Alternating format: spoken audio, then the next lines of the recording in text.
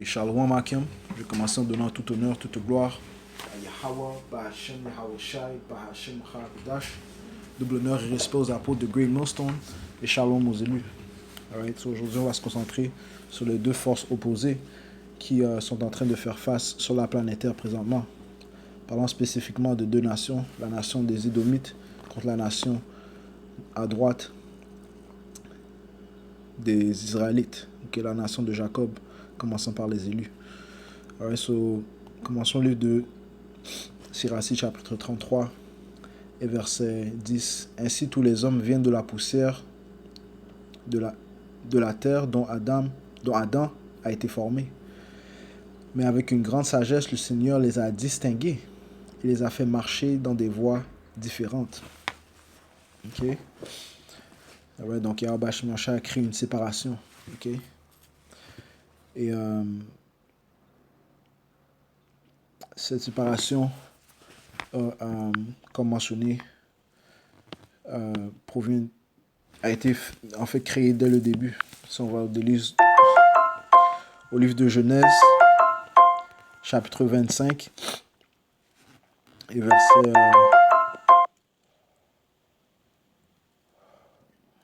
verset 21, Isaac implora Yahweh Ba'ashim Yahushua au sujet de sa femme, car elle était stérile. Yahweh Ba'ashim Yahushua l'exauça, et Rebecca, sa femme, conçut. Les enfants se heurtaient dans son sein, et elle dit, s'il en est ainsi, pourquoi suis-je enceinte? Right? Parce que, alors, donc on voit que dès le début, les enfants, avaient des conflits dans son ventre. Ok. Verset 23. Elle alla consulter Yahweh Shemiahushai et le Tout-Puissant lui dit, deux nations sont dans ton sein, deux peuples au sortir de tes entrailles se sépareront, un peuple l'emportera sur l'autre et le plus grand servira le plus petit. Ok. Donc encore une fois, ça dit, deux nations sont dans ton sein, deux peuples au sortir de tes entrailles se sépareront. Ok. Donc ils auront une séparation, ils seront divers l'un des autres. Un peuple emportera sur l'autre et le plus grand servira le plus petit. Ok. Donc on parle ici de deux forces opposées. Ok. Comme le froid et le chaud, comme en haut et le bas, comme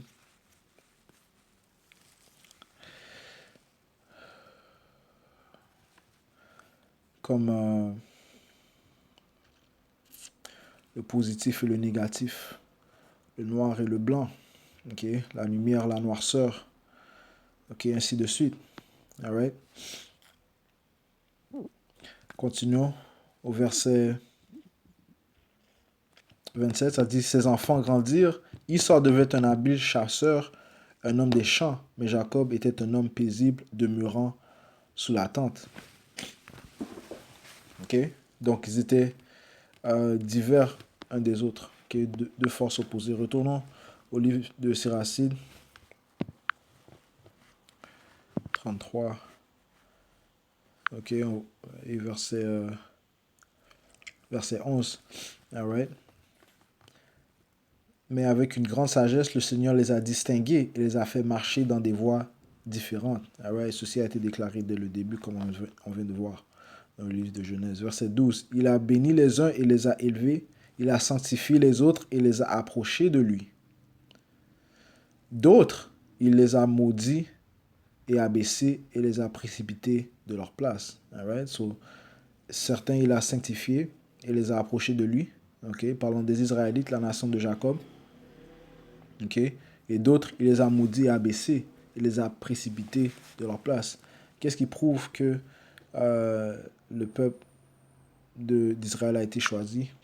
Okay? Du fait que ceux qui ont reçu les lois, les statuts, les commandements de Yahweh Shemyahushai. Allons rapidement au livre de Deutéronome, chapitre 4, verset 6.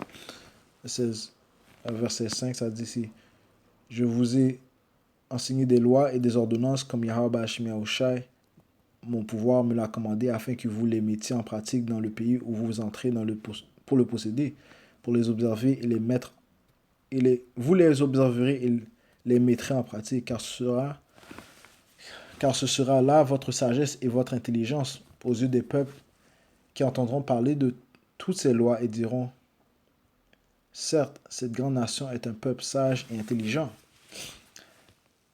Alright. Quelle est en effet la grande nation qui est des dieux, qui est un Dieu près d'elle, comme nous avons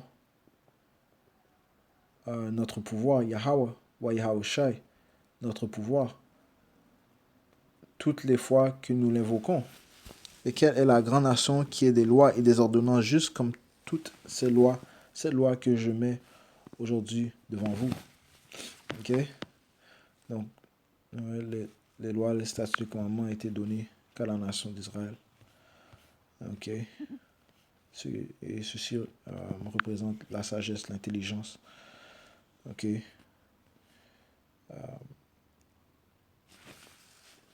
La sagesse, en fait, n'a été donnée qu'à un seul peuple. Siracide 24 et verset...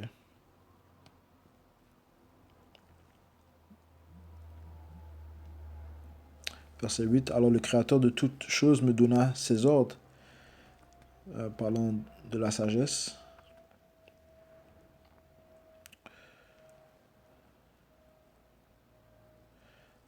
Et celui qui m'a créé fit reposer ma tente. Il me dit, habite en Jacob et ton héritage en Israël. Alright, donc la sagesse n'habite qu'en Jacob et qu'en Israël. Ok.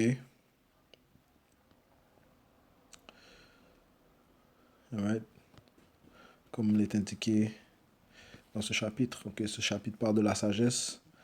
Et Yahweh Shemiasha a ordonné la sagesse d'habiter en Jacob. Ok. Habiter en Israël. Ok. Et ceci différencie la nation de Jacob contre la nation de Esau-Edom. Parce que la nation de Esau-Edom a été rejetée. Allons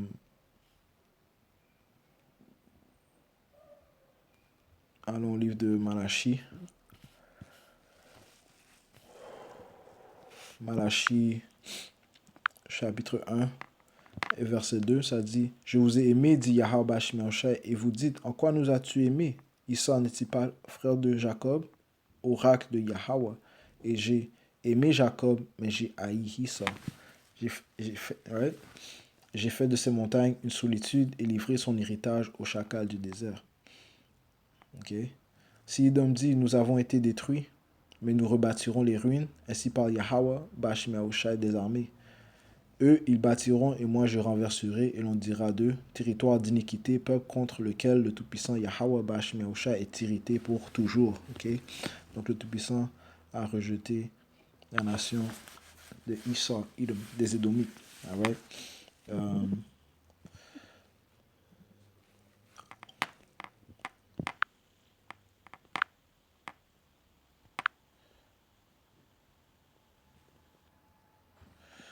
Hébreux 12 et 16, qu'il n'y ait parmi vous ni impudique ni profanateur comme Esau, qui pour un seul mais vendit son droit d'aînesse. Vous savez que plus tard, voulant obtenir la bénédiction, il fut repoussé, donc il a été rejeté, quoiqu'il la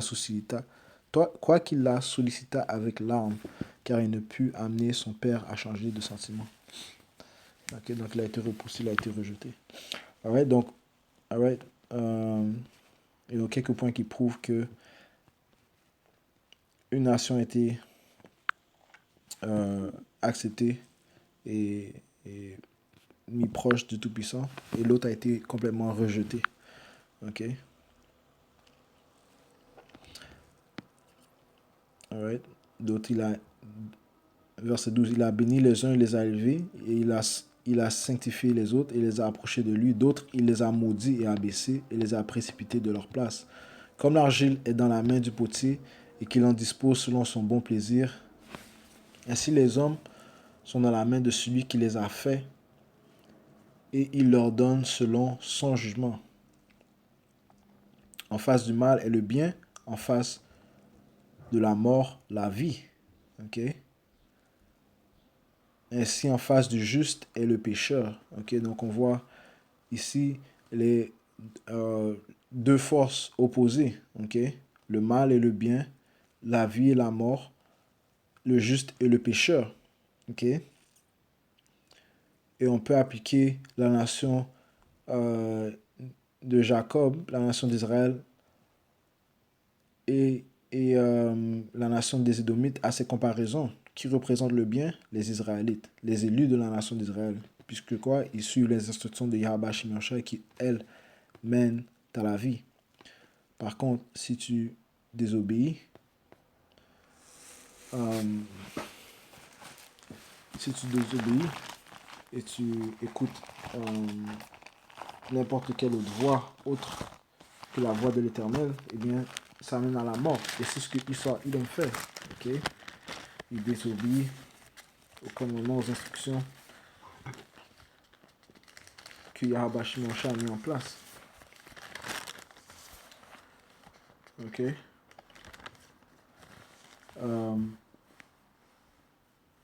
Ouais. Ce qui fait de lui qui représente le mal, il représente la mort, il représente le pécheur. Ok? Et les élus de la nation d'Israël représentent le bien, représentent la vie, et ils représentent le juste. Et tout ceci commence par Yahweh, notre sauveur. Ok? Notre exemple. Verset 15. Considère de même toutes les œuvres du Très-Haut. Elles sont deux à deux, l'une opposée à l'autre. Ok? Donc, Yahweh Shai est un pouvoir de balance. Ok? Et il a créé euh, deux forces opposées. Ok? Et ces deux forces opposées sont en train de se combattre spirituellement dans l'âge où nous nous trouvons. Ok? Du sens que le corps de Yahusha et les élus d'Israël poussent le témoignage de Yahusha qui mènera à la vie éternelle. Ok? Et qui est en fait une nuisance au monde unique que Issa Idom tente de mettre en place. Ok? Commençant par les élus uniques, ou bien les riches de ces sociétés, les nobles de ces sociétés, okay, que ce soit les banquiers, ceux qui règnent dans la noirceur, dans les sociétés secrètes, ok, eh bien, leur plan est en train d'être nuit par le témoignage de Yahushua qui est proclamé par les prophètes de Yahweh Yahushua. Ok. Donc, pour cette raison, ils viennent avec euh, des plans iniques pour nous tenter de nous mettre à mort. Alright. Allons au livre d'Éphésiens, chapitre 6 et verset 12. Car nous n'avons pas à lutter contre la chair et le sang. Verset 12. Éphésiens 6 et 12. Car nous n'avons pas à lutter contre la chair et le sang, mais contre les princes, contre les puissances, contre les dominateurs de ce monde de ténèbres, contre les esprits mauvais répandus dans l'air. Alright. Donc, c'est deux forces opposées qui sont en train de se combattre présentement. Ok. C'est pourquoi prenez l'armure de Yahweh Bashmiosha afin de pouvoir résister aux jours mauvais et après avoir tout surmonté et rester debout. Ok.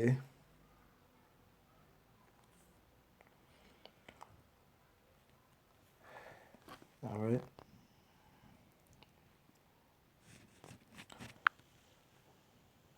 Allons au livre de Sagesse, chapitre 2.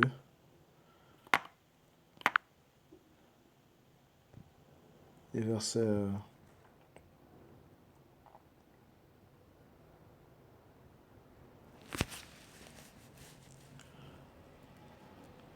10. Et ceci nous montre les pensées. Ce passage, ce chapitre nous montre les pensées de l'homme impie, ok, des Édomites, ok, les nobles de ces sociétés, ceux qui gouvernent ce monde, alright, ceux qui sont gouvernés par Satan. Sagesse 2 et 10. Opprimons le juste qui est pauvre, n'épargnons pas la veuve et n'ayons nul égard pour les cheveux blancs du vieillard chargé d'années. Que notre force soit la loi de la justice. Ce qui est faible est jugé bon à rien. Traquons donc le juste puisqu'il nous incommode, qu'il est contraire à notre manière d'agir, qu'il nous reproche de violer la loi et nous accuse de démentir notre éducation. Il prétend posséder la connaissance du Tout-Puissant et se nomme fils du Seigneur. Ok. Alright, donc eux, ils mettent leurs yeux, ils fixent leurs yeux contre les prophètes de Yahweh Shmeoshai. Ok. Verset 14. Il est pour nous la condamnation de nos pensées. Sa vue seule nous est insupportable, car sa vie ne ressemble pas à celle des autres et ses voies sont étranges. Dans sa pensée, nous sommes d'impures scories. Il évite notre manière de vivre comme une souillure. Il proclame heureux le sort final des justes et se vante d'avoir le pouvoir pour père. Voyons donc ce qu'il dit. Voyons donc si ce qu'il dit est vrai. Examinons ce qui lui arrivera au sortir de cette vie.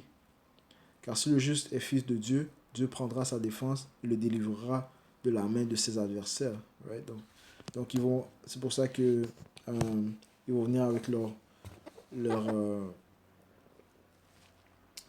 leur tactique de fureur, leurs mesures, ils vont venir avec des mesures féroces. Ok?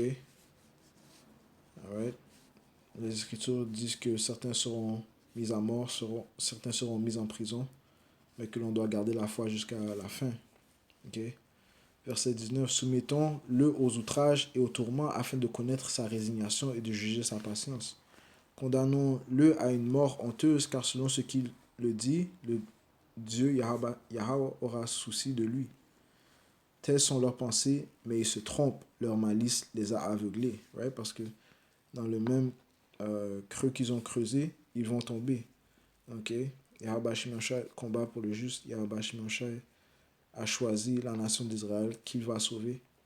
Et comme on a lu dans le livre de Malachi, il va exterminer la nation des Édomites. Okay? Ceux qu'ils bâtissent, il va les détruire. Okay?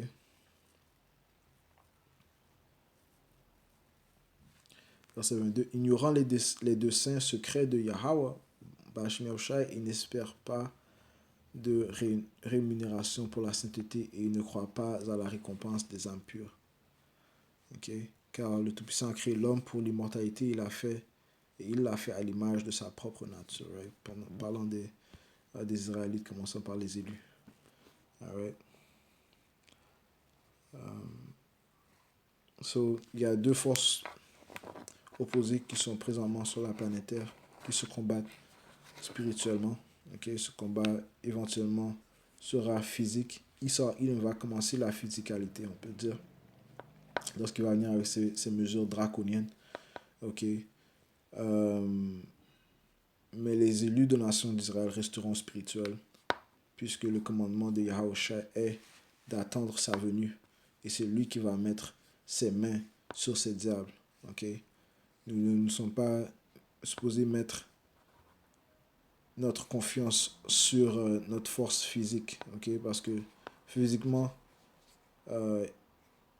il s'en mène du fait que le glaive, l'épée lui a été donnée. Okay? Ceci est sa bénédiction. Okay? C'est pour ça que sa force militaire est incomparable. Mais cette force lui a été donnée par Yahweh Bashmeoshai. Okay? Même si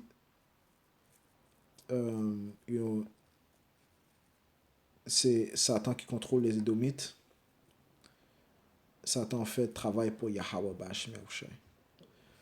Donc on voit encore une fois deux forces opposées qui se combattent. Une est gouvernée par Yahweh Shai, ok, et l'autre est gouvernée par Satan. Ok, Yahweh Shai contrôle bien sûr les élus de la nation d'Israël. Ok. Satan contrôle les Édomites, mais Satan travaille pour Yahweh Ba'Hashem Yahushai. Donc, éventuellement, la lumière va surmonter la noirceur des ténèbres. Ok. Donc, je conclue cette leçon en donnant tout honneur, toute gloire à Yahweh Ba'Hashem Yahushai Ba'Hashem Hakudash. Double honneur et respect aux apôtres de Great Millstone. Shalom aux élus.